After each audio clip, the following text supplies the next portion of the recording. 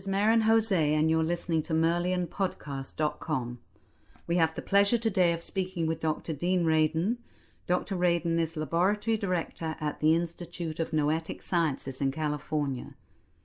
He worked at AT&T Bell Laboratories and GTE Laboratories on advanced telecommunication systems. And for nearly 2 decades he has conducted research on psychic phenomena in academia and in 3 Silicon Valley think tanks. At SRI, he served as a scientist on a highly classified program investigating psi phenomena for the U.S. government. His book, The Conscious Universe, won the 1997 Book Award from the Scientific and Medical Network and has been translated into 8 languages. The majority of Dr. Dean Radin's professional career has focused on experimentally probing the far reaches of human consciousness, primarily intuition, gut feelings, and psi phenomena. Dr. Radin's new book is entitled Entangled Minds. So welcome to the show, Dr. Radin. Thank you very much for asking me. It's a pleasure. Your latest book, Entangled Minds, is one of the most interesting, informative books I've read on bringing psychic phenomena into the realm of the normal as opposed to the paranormal. In the book, you write about the new reality. Can you explain what the new reality refers to? The new reality here refers to the fabric of reality as seen by modern physics.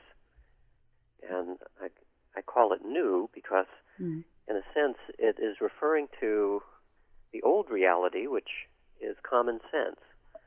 Now, common sense, of course, has changed over the years, but most people have a kind of gut feeling about what they mean by a common sense reality. What they mean is that it appears as though objects are separate in both space and time.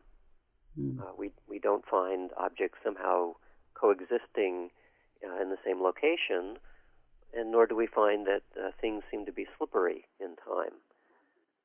So that common sense feeling, which is what our senses tell us about the nature of the world, in many ways has been formalized into classical physics.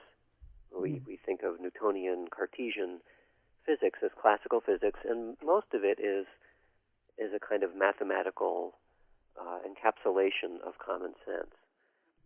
The new physics includes Einstein's relativity, both general and special relativity, and quantum mechanics. And both of those new physics have radically changed the fabric of reality as we understand it. And it's not simply a theoretical change. It's a change that has been verified again and again. In fact, most of the modern world's electronics are dependent on quantum mechanics. So we know those theories are better ways of looking at the world. And yet it is so different than common sense that most people really haven't paid much attention to it. That makes sense. Psychic phenomena such as telepathy, precognition, clairvoyance, clairaudience, psychokinesis are known as psi, which is spelled P-S-I. What is the derivation of this term for our listeners? The term psi was chosen by a British physicist named Robert Thouless in the 1940s, I believe. And it's part of a long tradition in parapsychology, which used to be called psychical research, and today also is called either sometimes anomalous cognition and other euphemisms. About every generation, the scientists who are working in this field rename it. They give it a euphemism. And the purpose is to get away from the entertainment taint that these phenomena invariably get. Right. So in the current generation of scientists often will use the term anomalous cognition as a neutral description of what we're dealing with in such a way that it becomes palatable to other scientists.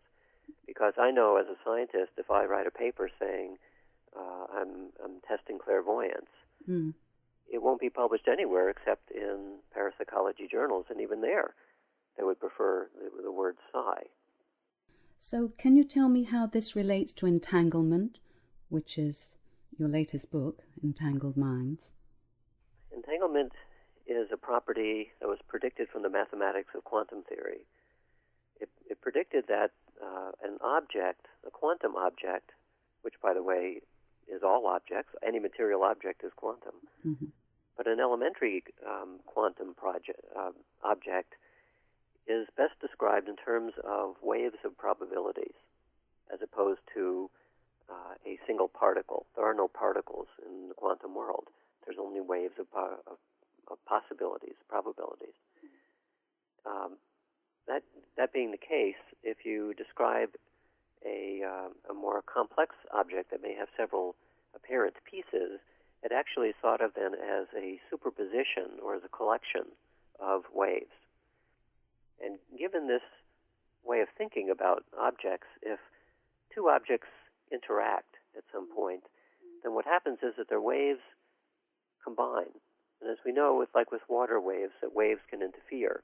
They don't eradicate each other necessarily, but they become a yet more complicated wave. And so if two elementary particles, say, like two electrons or two photons, interact, when they interact, their wave description simply becomes more complicated, which now includes both of the particles. And the curious thing is that, according to the mathematics, that when the particles then separated, the objects separated, their wave function never separates, because the wave function actually is not even in time. It transcends time, which means that the particles remain connected in some way. Now, that's what the math predicted, and Einstein didn't like this, and that's why he used the phrase, it sounds like spooky action at a distance. Yes, the famous phrase.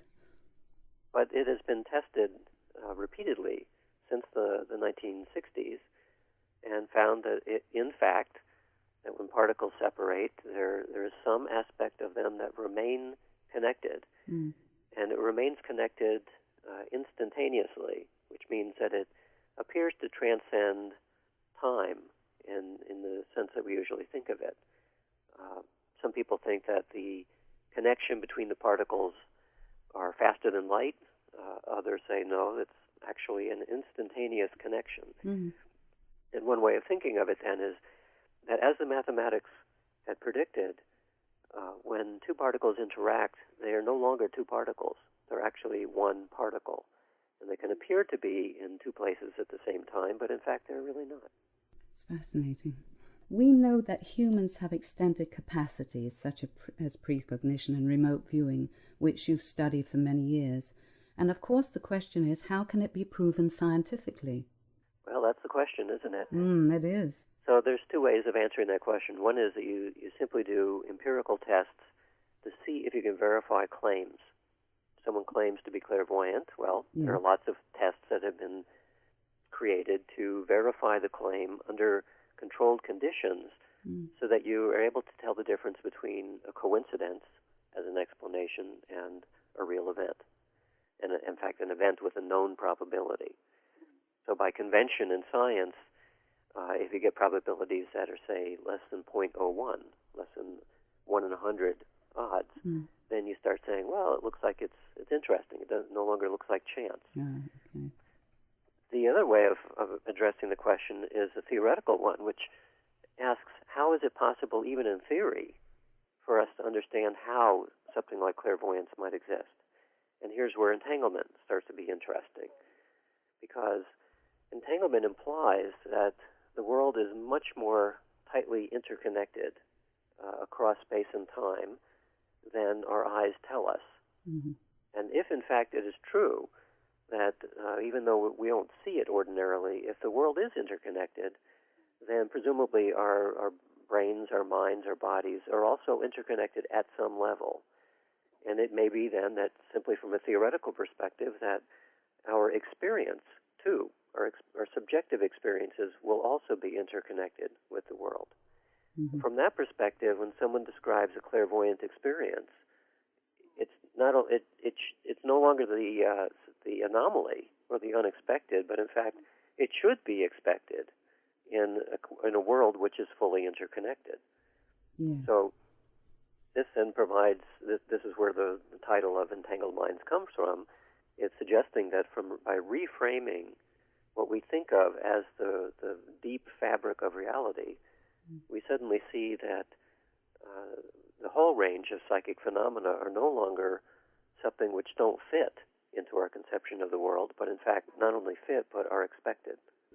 Independent reviews of the methodology of these experiments have shown that they're as good or better than the best experiments typically in psychology. Okay.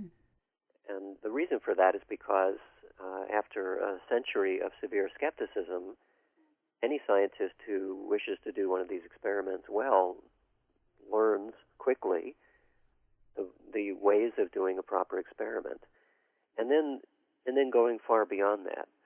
For example, when I do an experiment involving something like telepathy, there's a huge list of things you must do in any ordinary experiment, and then another huge long list that we have to add on to it to be able to nail down all of the usual criticisms. So you have to try harder. You have to do more. Yeah, well, and in some respects, it's a valid reason for doing so. That we've learned just from ordinary psychology, for example, that people are biased by wishful thinking. And we're not so good sometimes in assessing whether something's a coincidence. And we're exceptionally sensitive to things like subliminal sensory input. So all of those kinds of factors have to be ruled out in an experiment. And what you do then is when you end up with a positive result in an experiment, you can have high confidence that the result is real. That's what I wanted to ask you is, what about belief? How does belief impact on the outcome of scientific experiments? Well, an effect was found in the 1940s by Gertrude Schmeidler at City College of New York that she called the sheep-goat effect. What it refers to is that the sheep, the believers in ESP, tended to get positive and oftentimes significantly positive results in a simple ESP task. And the goats, the skeptics, tended to not simply get a chance result, but get below chance results. So what it suggested, and by the way, this is a fairly robust effect. To this day, people are still doing experiments where they separate out the sheep and the goats, and you can get a predictable split in results. And one of the implications of it is that the belief is a way in which we modulate our openness to experience. So if somebody decides that they're skeptical about any of these phenomena and they become closed to it, which essentially is what severe skepticism is, then they literally can no longer see it. And they may not believe that this is possible, but it's very well known and demonstrated in psychology that the degree to which you're open to a phenomenon, sensory or otherwise, is strongly correlated with your capacity to be able to attend to it. A great number of people, I've noticed, are becoming aware of the power of intention. So can you elaborate on this? The power of intention. Well, in the vernacular sense, it's I wish something to happen, and it happens. The way it's studied in the lab is usually more with elementary physical events, like individual random events which are based on quantum mechanical randomness. Also, recently we've been studying the effect of intention on water, on the crystallization of water when it's frozen. Oh, yes. We've looked at the effect of intention between the mind and body, but not your own mind and body, but your mind and somebody else's body at a distance. And in all of these realms, on quantum events, on physiology, on water, we're about to do one on the effect of intention on food, see whether people can tell the difference for food that has good intentions impressed in it versus food that has no intentions impressed in it. Yes. In all cases, what we find is something like that the wish or the will or the goal of the person impressing the intentions, that if it's done in a highly concentrated and coherent manner, then something of that seems to be impressed into the substance itself. There are one or two other interpretations of this, so we haven't quite worked it all out. But I think that the link here is that in quantum mechanics there's this thing known as the measurement problem, which refers to the fact that if you observe a quantum system, its behavior will change. Yeah. Oh, yes. And so the observation has some kind of an effect on a quantum system. Everything physical that we know of is best described in quantum terms, which means that virtually anything that is observed will change its behavior. Yes. Now, if you observe a house, it will change in some way, but its quantum wave function is incredibly complex, and it doesn't give it much room to wiggle. But nevertheless, the theory suggests that, in fact, even experiments can definitely show it at more elementary scales, that when you observe a system, it changes. Now, this is important because the act of observation is usually thought of as being passive. You know, I look at a house. Well, that surely couldn't change the house.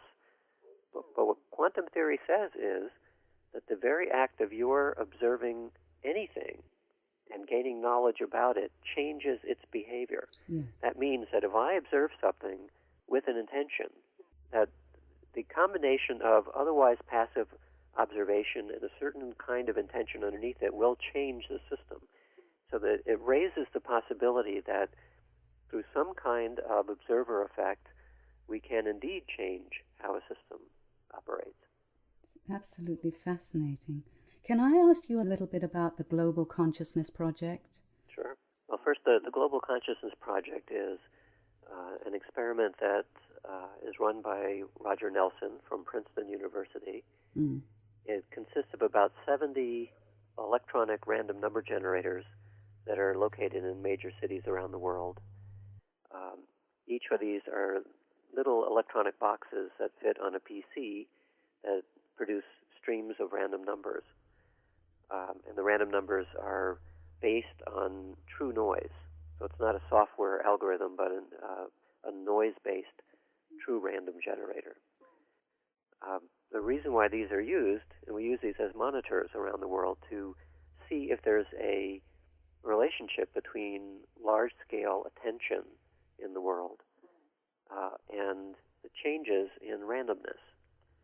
So the underlying hypothesis is that at some level, mind and matter are complementary. They're not really different. They're like two sides of a coin and related in some way. In which case, if the mind side of this relationship suddenly becomes highly coherent because a large proportion of the world's attention now goes onto one object, like in 9/11, a large proportion of the world's attention was focused on that one event, to the exclusion of everything else. Well, that's quite unusual from the point of view of the world mind. And so we simply can hypothesize that because of a relationship between mind and matter, that when the mind becomes highly coherent, then perhaps matter would become coherent as well. So the reason we use random number generators as detectors is because a random number generator is by design the most unpatterned device that you can create. I see. The statistics are completely unpatterned, in which case if something comes along that would cause it to become orderly or coherent, then it can be detected fairly easily using statistics. So we look for changes in this degree of pattern or degree of order that appears in the random generators around the world. On the day 9/11, we did see a significant deviation in the generators around the world in the direction that we had predicted. They became more orderly. They became more orderly fairly uniformly around the world as well, which is a way, among other things, to see whether or not what we're seeing is an artifact. If all of the generators around the world change in more or less the same way, that's extremely unlikely to occur by chance. Yes, something's definitely going on. Right. And in particular, more interestingly, we were surprised to see that the nature of the order began to change a number of hours before the first plane hit the World Trade Center. Yes. That suggests that at some level, perhaps, that the minds in the world had already begun to focus their attention on something, although the something was yet to unfold, which sounds like a large-scale premonition. Now, we've done other experiments since then using the same data to see if we could find other cases where there were these large-scale premonitions. And we did find this. This was work done primarily by Peter Bancel, a physicist in Paris, who's been looking at this data. And what he found was that if you take all of the magnitude 6 earthquakes from the beginning of this project, which was 1998, until now, you can separate those earthquakes by whether they occurred around populated areas or whether they occurred around non-populated areas.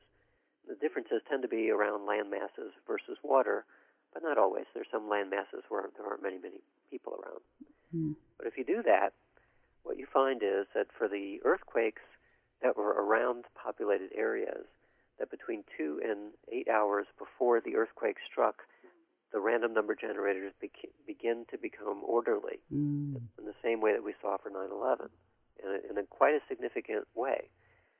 When you'll do the same analysis for the earthquakes around non-populated zones, you don't find anything. That's interesting. So what it suggests is that there's something about human awareness that seems to be important in this system. Of course. So can I ask you, what is the meaning of the woo-woo taboo? The woo-woo taboo refers to, well, like any taboo, a taboo is either an act which cannot be performed in public or words that cannot be spoken in public. Usually it refers to religious context, but there are many other taboos. There are plenty of taboos that restrict the conduct of science. Besides psychic phenomena, things like homeopathy and cold fusion and astrology and a few others that are very popularly used are taboo in science, and you will not find any articles published in mainstream journals that have a positive spin on these topics, except extremely rarely. And when they do show up, they invariably have a lot of criticism. And that reflects the kind of emotional context that taboos evoke. Normally in science, we think of science as kind of a cool, rational game where anything goes and anything can be discussed in an open manner. But when you find an unusually emotional and irrational response to somebody who is simply presenting something like an experiment, then you know you've touched a taboo. So where does the taboo come from? The taboo in this case, in one way, we might think of it as something that Alan Watts wrote many years ago, a book called On the Taboo Against Knowing Who You Are. And there does seem to be a taboo, at least in the Western world, about asking the question on who and what you are. Yes. Part of the reason, perhaps, is that when people do begin to ask these questions, what they run up against is the metaphysics of Western science, in which case the answer to who you are is nothing. That you consist of your brain activity, and even though you have a sense of being aware, it's an illusion, and it has no meaning. And if you think about this, then it's rather frightening. And it's something I suspect that most Western scientists who have completely adopted this model simply don't wish to face. And so this is, I think, one of the reasons why this taboo has arisen, that who wants to think that they're meaningless robots? Can I ask you, you think outside the box, so has this been very difficult for you? I think if I had thought of this as being a very difficult thing to do, I probably wouldn't have done it. Yes. I'm driven more by curiosity, and by like any explorer, I always want to see what's on the next mountain. That's what drives me, and that's why I'm passionate about this work and why I keep doing it. From a sociological point of view and career point of view, this is not the kind of science that I would recommend that anybody does. Yes. It's the sort of thing that you find, in a sense, like any creative artist will tell you that oftentimes they don't particularly like what they're doing, but their passion pushes them. Yes. You're sort of compelled to do it. Yes, you have to have the fire in the belly. Right. And sometimes the fire is uncomfortable and you need to take an antacid. So in this case, oftentimes students will ask me, how can I get a career doing parapsychology? And I talk to them for a while to make sure that they think what they want to do is correct. Because sometimes what you'll find is after a couple of years, they'll say, you know what, I'm really disillusioned about all this. What they're reflecting is that they thought, first of all, that it was easy. Yeah. And actually, most science is not really that easy, especially science on the edge. And also, they think it's easy in terms of suddenly they're going to become a super psychic and it's all going to be explainable. Yes. And if we've learned anything after the past century, it's that we're dealing with a subtle aspect of the mind that we don't really know very much about yet. And thinking of just the power of intention, for example, if intention and observation change the nature of the thing that you're studying, that presents a horrible epistemological problem for any scientist. Because the whole epistemology of science assumes that the thing that you're studying is going to be relatively stable and that it's independent of you. Because otherwise it would be like trying to study something under the microscope that every time it knew that you were looking at it, it flitted away. Yes. And so it becomes extremely frustrating after a while because, in a sense, the scientist has to become, in some respect, has to become one with the object of study. Yes. Because it's only in becoming the object of study that you can hope to begin to understand it, because these phenomena are not purely objective. They involve subjectivity in some way. Now, when I say these kinds of words and a conventional scientist is listening to this, they'll think it sounds crazy. I know. But the fact is that as anybody who's done even a moderate amount of meditation begins to realize that the mind is a very tricky place. And just like it's very difficult to look at the corner of your eye in a mirror, because your eye moves away the moment your eye moves, it's very difficult to stabilize your mind long enough to realize what is actually going on there. And there's something in there, something deep within the mind that is related to the psychic phenomena and intention and all of the rest. Can I ask you, have you ever had a psychic or mystical experience? I've had a number of psychic experiences. I don't think of any greater frequency or astonishment than anybody else, maybe less so even. I haven't had a mystical experience of the classic type. I hope to have one someday. You will, I'm sure.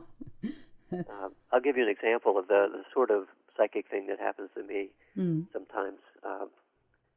My wife and I each have our own PC, and we're reading our email in the living room, and we're positioned in such a way that we can't see each other's screen, and we're reading silently to ourselves.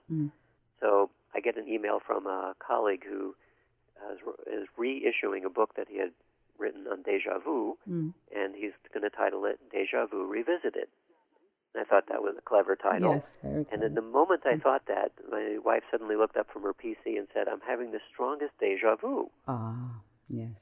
And so I thought, oh, this is perfect. Yes. It's a déjà vu about a déjà vu.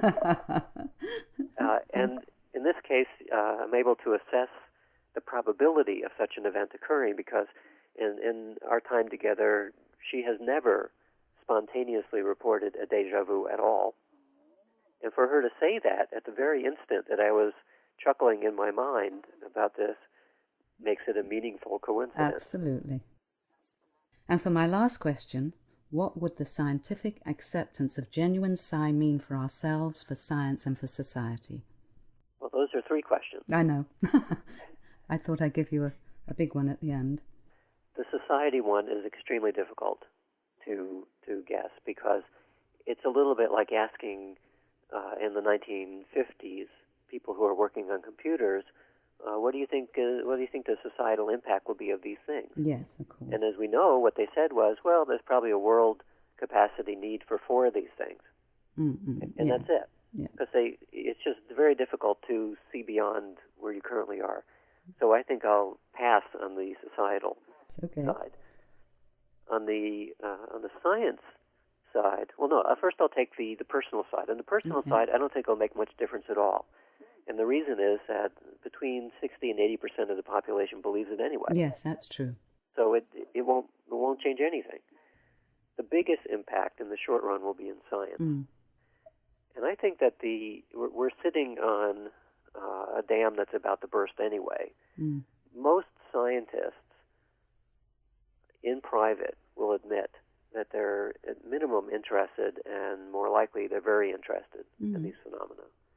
Every time I give a talk on these topics to academic and scientific audiences, it's almost always standing room only. And no one will admit why they're there.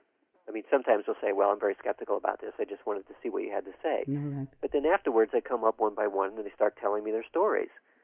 So I know that this is a very high interest to people because it's a common human experience. Yes.